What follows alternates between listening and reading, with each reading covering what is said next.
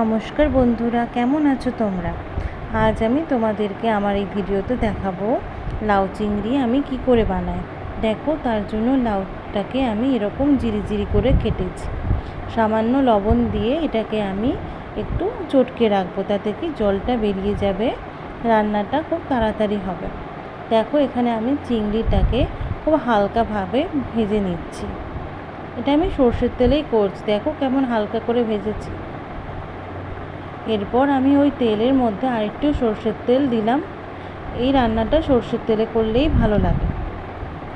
এরপর একে একে শুকনো লঙ্কা, জিরে, তেজপাতা ফোড়ন দিলাম, একটু কাঁচা লঙ্কা দিলাম। তারপর সেই ওই লবণ দিয়ে হালকা চটকে রাখা লাউটা দিয়ে দিলাম।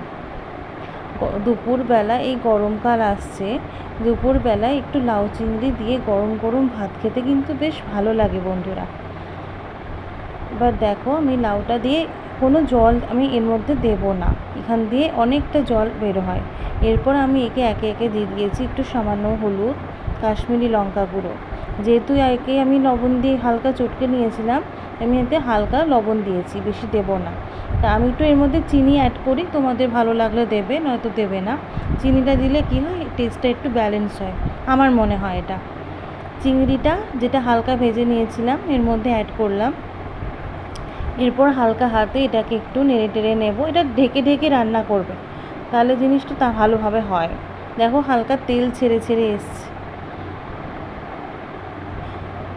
একটু এরকমভাবেই আমি এটা করে থাকি। দেখবে খুব সহজভাবে আমি এটাকে করি। খেয়ে দেখো কেমন হয়, জানিও।